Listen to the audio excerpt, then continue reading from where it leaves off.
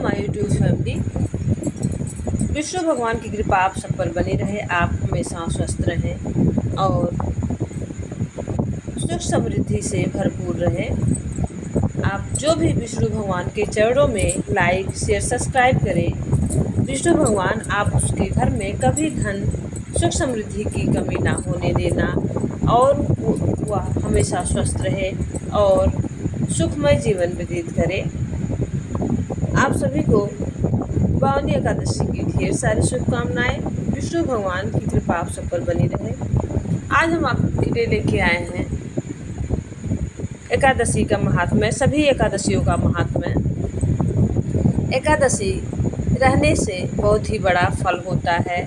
महीने में 2 एकादशी आती है और इस तरह साल भर में जो भी एकादशी होती है उसमें एक बावनी एकादशी और भीमसेनी एकादशी आती है, वह जो है निराजल रही जाती है। और एक एकादशी और भी आती है जो निर्जला एकादशी, जिसमें निराजल रहा जाता है, फल और पानी मतलब निराहार रह के पूजा की जाती है, जिसका महात्म्य बहुत ही अत्यधिक है।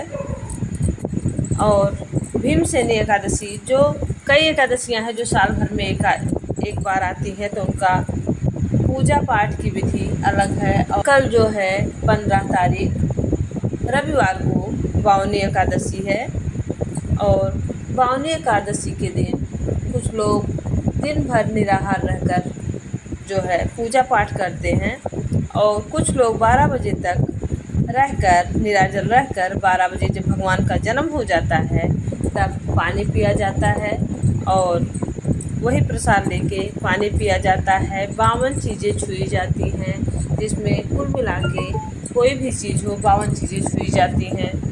52 चीज़ों को छू कर दान किया जाता है।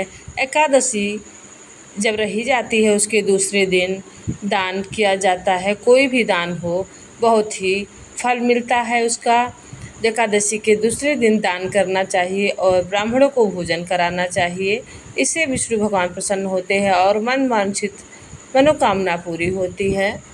और बावनी एकादशी में आप सब 52 चीज़ें छूते हैं और दान पुण्य किया जाता है। जो इस दिन जो भी दान पुण्य किया जाता है उसका कई गुना फल मिलता है। अगर हम एक चीज़ दान करते हैं तो 1000 गुना चीज़ के बराबर होता है। इसलिए इस दिन एकादशी के दूसरे दिन दान का बहुत बड़ा महत्व होता है। द्वादशी के दिन ब्राह्मण को भोजन कराना। जब बावनी एकादशी हमेशा नहीं पड़ती, साल भर में एक बार आती है, लेकिन द्वादशी तो पड़ता ही है। एकादशी जब हम रहते हैं तो द्वादशी के दिन ब्राह्मण को भोजन अवश्य कराना चाहिए और दान पुण्य द्वादशी के दिन जो भी किया जाता है उसका कई 1000 गुना फल मिलता है। तो आइए जानते हैं कि बावनी एकादशी क्यों मनाई जाती है और इसका क्या कारण है।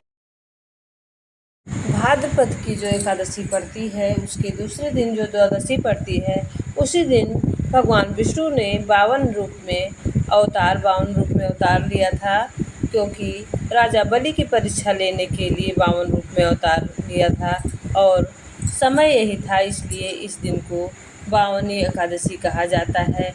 और प्रभु का महात्म्य इतना है कि जो श्रद्धापूर्वक बावनी एकादशी को रखता है उसे वैकुंठ की प्राप्ति होती है।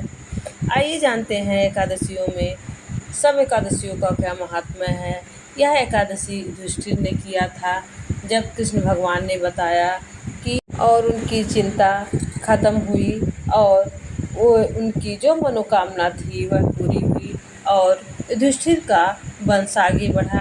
यह व्रत मीरा ने किया था जो प्रभु की बहुत बड़ी भक्त थी और जब उन्हें जहर दिया गया तो प्रभु ने आके उस जहर को अमृत बना दिया।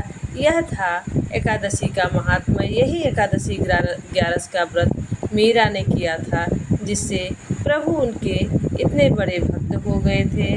प्रभु अपने भक्तों की भक्त होते हैं और उनकी हर मनोकामना हर दुख में साथ देते हैं। यही व्रत द्रौपदी ने किया था। द्रौपदी के व्रत के प्रभाव से ही प्रभु उनकी द्रौपदी की चीर बढ़ाते हैं और उनकी सहायता करते हैं। यह 11 एकादशी का प्रभाव ही था जो प्रभु ने अपने भक्त की लाज बचाई थी।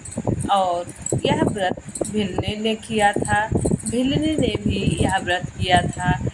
उनके भक्ति के प्रभाव से भगवान ने उनके भात को भरा था।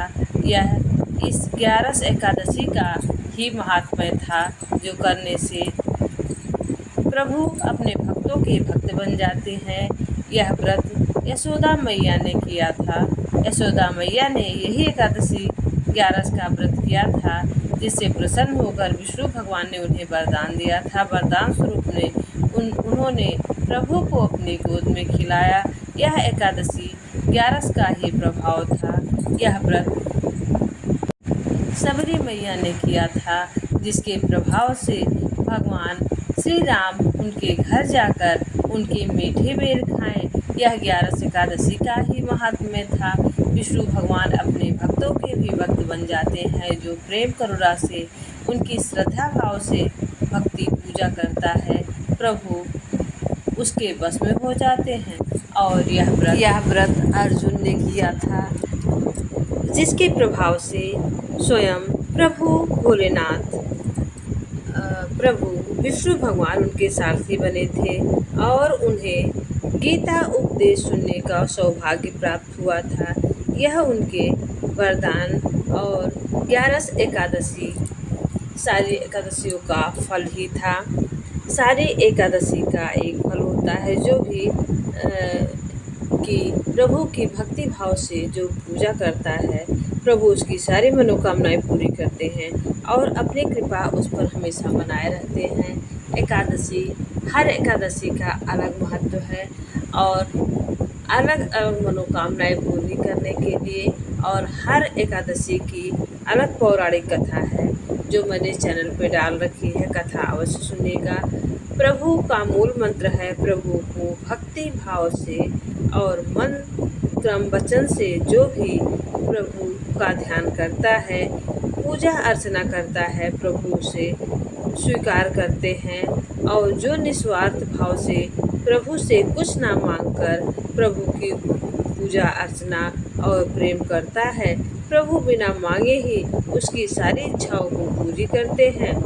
ये है प्रभु के व्रत का महात्म्य। प्रभु तो अपने भक्तों के प्रभु हमारे पालक हैं, हम उनकी संतान हैं, लेकिन प्रभु हमसे कर्म चाहते हैं, जिससे हम कर्म से हमारा जीवन सार्थक बने।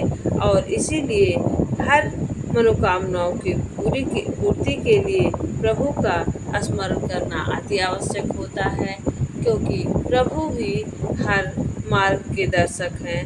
प्रभु के बिना हमारा कोई अस्तित्व ही नहीं है। तो प्रभु का ध्यान करें और प्रभु भक्ति में समय बिताएं।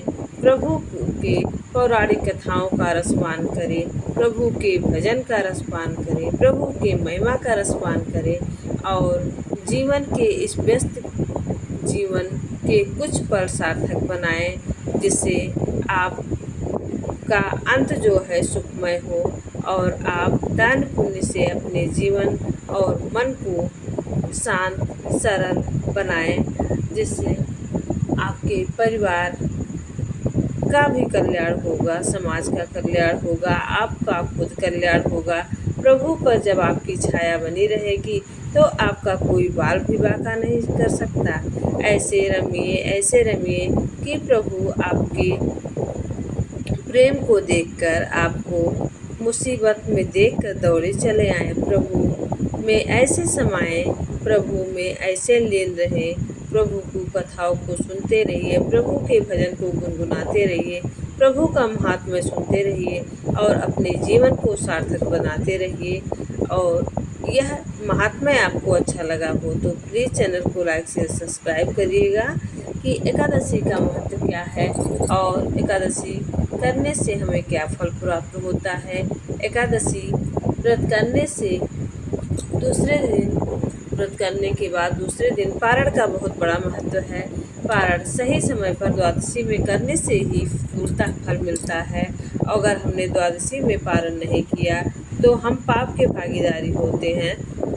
एकादशी का व्रत करने वाले की सभी मनोकामनाएं पूरी होती हैं और सभी गलतियां माफ होती हैं और अंत में वैकुंठ धाम मिलता है।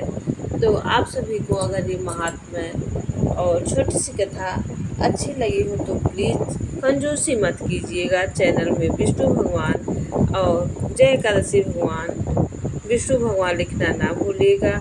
विष्णु भगवान मनमोहन कृष्ण कन्हैया भोले बाबा और राम जी, सीता जी, राधे कृष्णा जी की कृपा आप सभी पर बने रहे। आप हमेशा हंसते मुस्कुराते रहें और स्वस्थ रहें।